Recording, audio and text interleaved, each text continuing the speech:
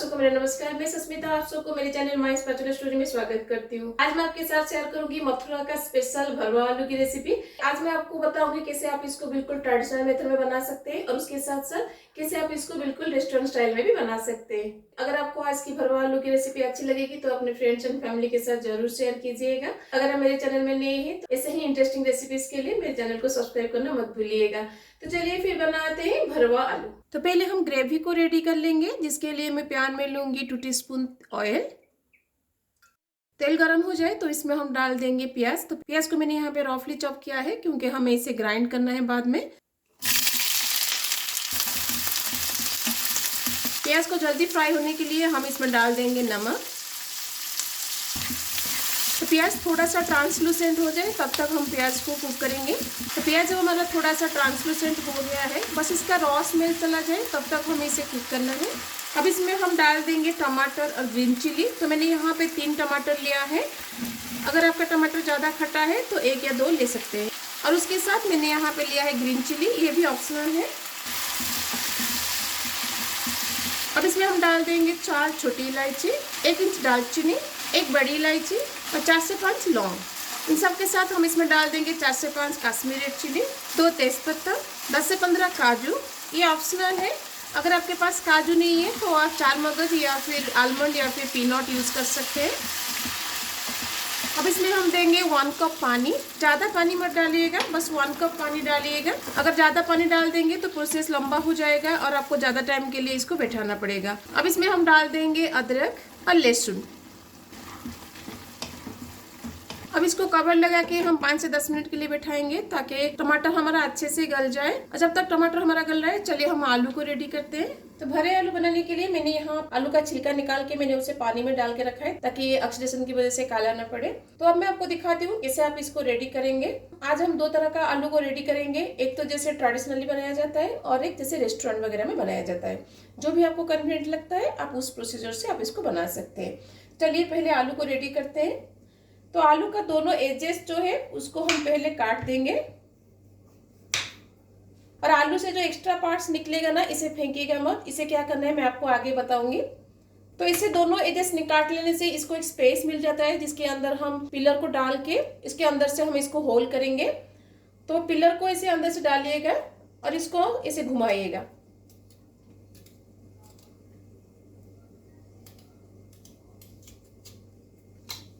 तो देखिए इस तरह से अंदर से निकल जाएगा। इसको भी हम प्लेट में रख देंगे, इसको वेस्ट नहीं करेंगे। तो इस तरह से अंदर डाल के पिलर को अंदर से आलू को होल करेंगे। तो केयरफुली करिएगा ताकि पिलर आलू के बाहर ना जाए। तो देखिए आलू को मैंने अंदर से ऐसे होल कर दिया है। ऐसे ही होल करिएगा, ये बहुत ही इजी है। अगर आपके पास ऐसे पिलर नहीं है तो आप स्पून के जो पीछे का हिस्सा है ना, उससे भी आप इसको होल कर सकते हैं या फिर आप कोई शार्प नाइफ से भी इसको कर सकते हैं। लेकिन अगर शार्प नाइफ से करते हैं तो केयरफुली करिएगा, नहीं तो कभी कभी आलू कट जाता है। और एक आलू को मैं रेडी करके आपको दिखाती हूँ। तो पहले 2 आलू का दोनों एजेस निकाल दीजिएगा। इसके अंदर हम पिलर को डाल के इसको होल करेंगे। तो पिलर को अंदर ऐसे डालिएगा और पिलर को आलू के चारों तरफ ऐसे घुमाइएगा। तो देखिए अंदर से ऐसे आलू निकल जाता है। तो देखिए इस आलू को भी मैंने अंदर से ऐसे होल कर लिया है। ऐसे ही सारे आलू को हम रेडी कर लेंगे। तो देखिए मैंने सारे आलू को काट के रेडी कर लिया है। अब इसको हम थोड़ा सा बॉईल करेंगे। आलू को बॉईल करने के लिए मैंने यहाँ पे पानी बैठा दिया था जिसमें अभी बॉईल आ गया है। अब इसमें हम आलू को डाल देंगे। आलू को हमें यहाँ पे ज़्यादा टाइम के लिए बॉईल नहीं करना है। घड़ी देख के बस 2 मिनट के लिए इसको बॉईल करिएगा। कवर मत लगाइएगा, इससे ही ओपनली इसको 2 मिनट के लिए बॉईल करिएगा। आप देख सकते हैं आलू डालने के बाद पानी में फिर से बॉईल आ गया है। बस इतना स्टेज तक आलू को बॉईल करिएगा, इससे ज़्यादा आलू को बॉईल मत करिएगा, नहीं तो आलू सॉफ्ट हो जाएगा, जिसकी वजह से जब इसके अंदर हम स्टफिंग भरेंगे ना, आलू टूट जाएगा। तब हम आलू को निकाल देंगे।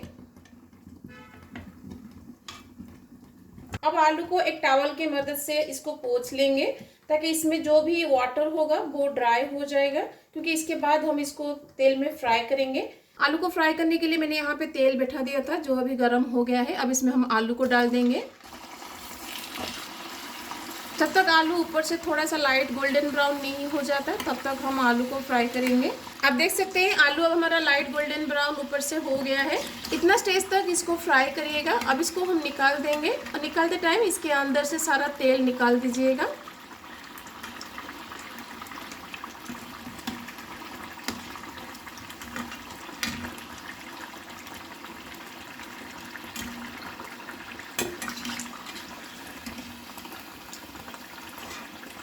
अब तेल में हम बाकी का आलू डाल देंगे जिसको हमने अंदर से निकाला था। तो इस आलू को भी हम लाइट गोल्डन ब्राउन होने तक फ्राई कर लेंगे। इसको क्या करना है मैं आगे आपको बताऊंगी।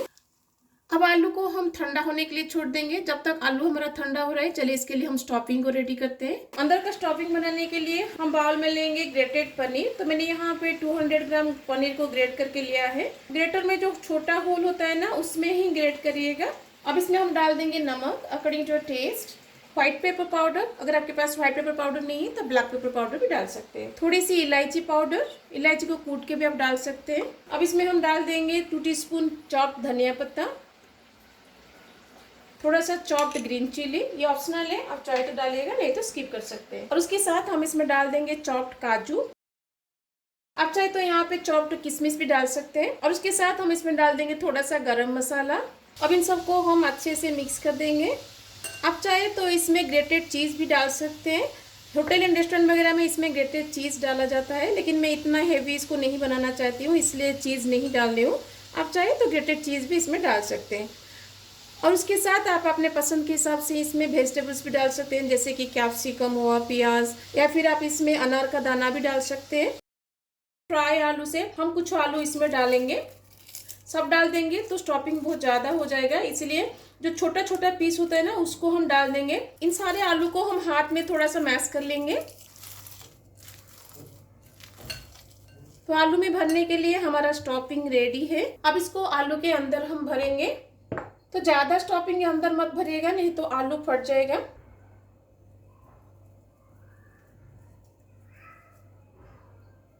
बस स्मूथली इसके अंदर स्टफिंग को भरिएगा, फोर्सफुली मत भरिएगा नहीं तो आलू फट जाएगा। तो देखिए मैंने इस जैसे भरा उस तरह से भरिएगा। ऐसे ही सारे आलू के अंदर हम स्टफिंग को भर लेंगे। तो देखिए मैंने सारे आलू के अंदर स्टफिंग भर लिया है। तो आलू अब हमारा रेडी है। चलिए इसके लिए हम ग्रेवी को रेडी करते हैं। मसाले को पकाते हुए 5 से 10 मिनट हो गया है। अब इसके अंदर से हम तेजपत्ता और दालचीनी को निकाल देंगे। अगर आप दालचीनी या तेजपत्ता के साथ आप इसको ग्राइंड करेंगे तो इन दोनों की वजह से ग्रेवी थोड़ा सा डार्क हो जाएगा। तो अब इसको हम थोड़ा सा ठंडा कर लेंगे। जब ये कम्प्लीटली ठंडा हो जाएगा फिर उसके बाद हम इसका एक फाइन पेस्ट बनाएंगे। मसाले अब हमारा ठंडा हो गया है। अब इसको हम मिक्सिंग जार में डाल देंगे।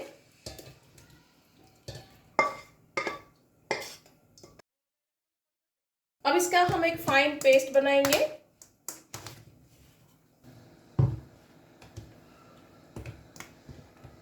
तो देखिए ग्रेवी अब हमारा रेडी है। इसको थोड़ा ज्यादा टाइम के लिए ग्राइंड करिएगा ताकि ये फाइन पेस्ट बन सके, जिसकी वजह से आपको छानना ना पड़े। तो चलिए ग्रेवी को हम बैठाते हैं। ग्रेवी को तड़का लगाने के लिए एक पैन में हम लेंगे तेल। आप चाहे तो बटर या फिर घी से भी बना सकते हैं। तेल गर्म हो जाए तो इसमें हम डाल देंगे जीरा। तेल में हम डालेंगे अभी हल्दी powder and red chilli powder. तेल में इन दोनों को पकाने से ग्रेवी का कलर बहुत अच्छा आता है, लेकिन गैस के फ्लेम को यहाँ पे लो रखिएगा नहीं तो ये दोनों पाउडर जल जाएगा। अब इसमें हम ग्रेवी को डाल देंगे।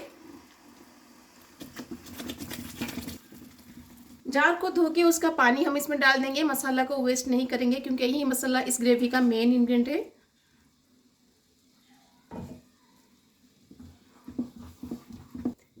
आप देख सकते हैं हल्दी और रेड चिली को तेल में पहले से डालने से ग्रेवी का कलर कितना अच्छा आता है। अब इसमें हम डाल देंगे धनिया पाउडर एंड जीरा पाउडर।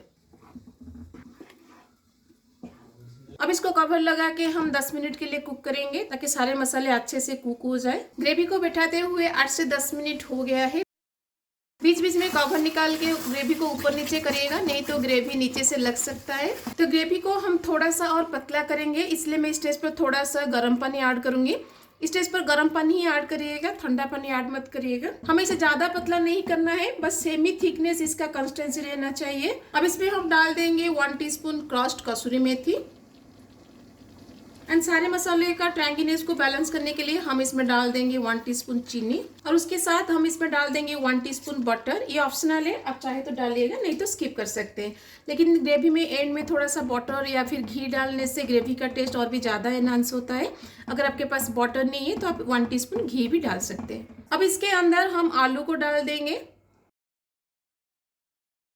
जब आप इसको सर्व करेंगे ना, उसी स्टेज पर ही आलू को इसके अंदर डालिएगा, उससे पहले आलू को मत डालिएगा।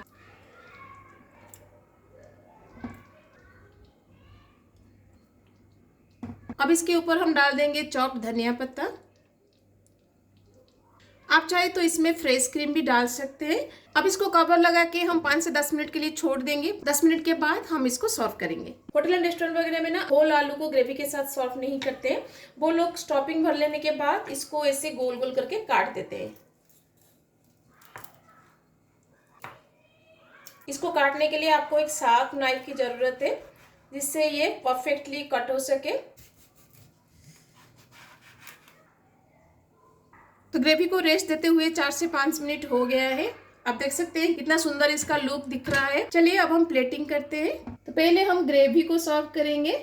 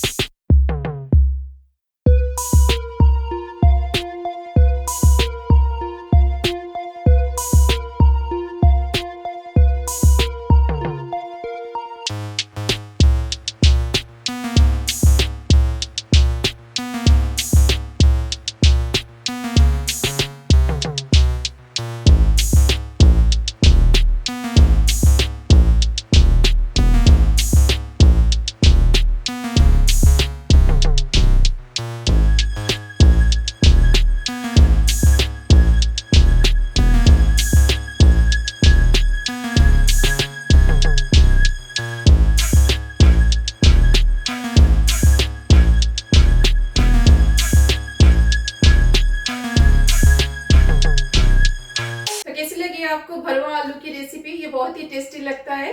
अगर आप इसको बिना प्याज लहसुन के बनाना चाहते हैं तो प्याज लहसुन को स्किप करके भी बना सकते हैं। अगर आप विदाउट प्याज लहसुन के बना रहे हैं तो इसमें थोड़ा सा फ्रेश क्रीम डाल दीजिएगा और काजू का अमाउंट थोड़ा सा ज्यादा रखिएगा। अगर आपको आज की भरवा आलू की रेसिपी अच्छी लगी तो अपने फ्रेंड्स एंड फैमिली के साथ जरूर शेयर कीजिएगा।